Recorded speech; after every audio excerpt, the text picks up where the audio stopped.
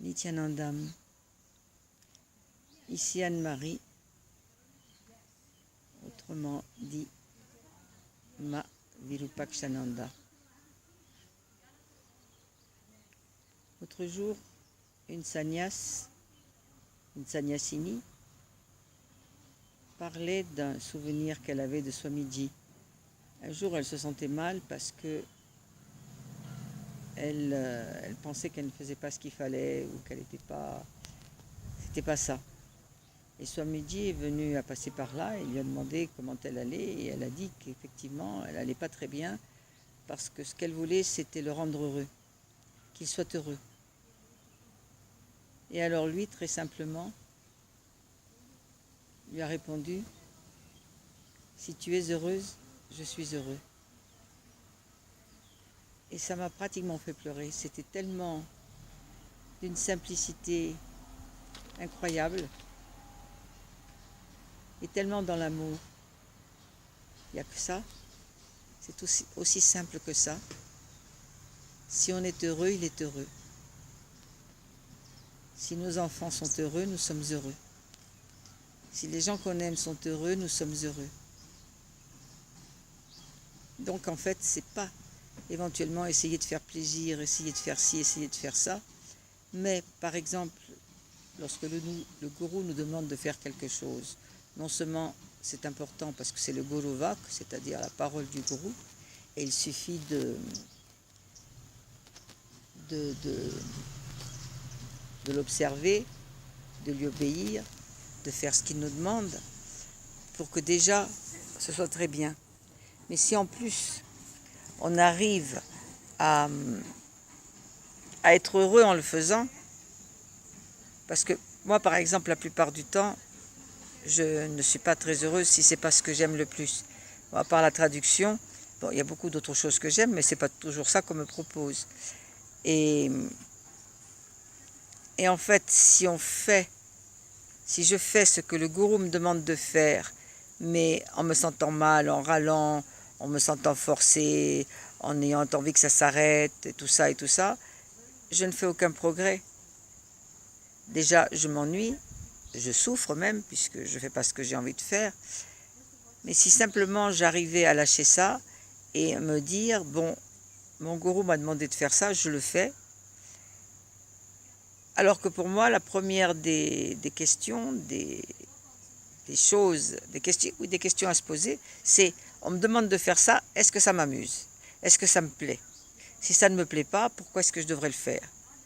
Et alors j'ai toujours le bon argument du genre, j'ai déjà un certain âge, même un âge certain, et ça suffit, il n'y a aucune raison que je continue à faire des choses qui ne m'intéressent pas, donc je ne fais que ce que j'aime et ce que je veux.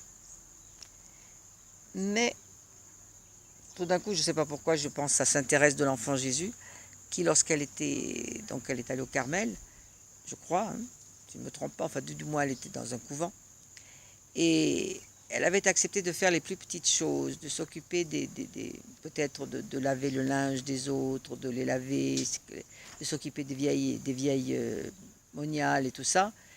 Et en fait, elle ne faisait que des choses que moi je taxerais d'ennuyeuses et même pas de répugnantes, mais presque, quoi. Puis vraiment de rien d'intéressant. Et finalement, tant que quelque chose me déplaît, me gêne, me rebute, je suis vulnérable. Si rien de ce qui se passe ne me gêne ni ne me rebute, j'ai de la force, je suis gagnante. Mais si la moindre petite chose à laquelle je ne m'attends pas et qui ne m'intéresse pas me met de mauvaise humeur, me démolit, me déprime, c'est vrai que c'est pas ça. Et si je veux réussir finalement, il me suffit de me rappeler de mon gourou et que lui est heureux quand moi je suis heureuse. Donc si je veux être légère à mon gourou, qui a tout l'univers, qui a à s'occuper de tout l'univers, eh bien, j'essaie de faire ce qu'il me demande, sans me poser de questions, sans y ajouter l'étiquette de mes jugements, de mes approbations, sans ma mauvaise humeur, mon désaccord.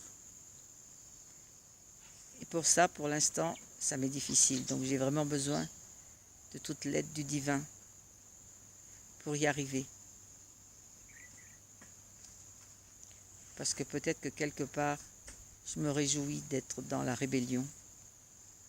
Étant donné que j'ai passé ma vie, pratiquement, à obéir. Je disais oui à l'extérieur, mais c'était un grand non à l'intérieur.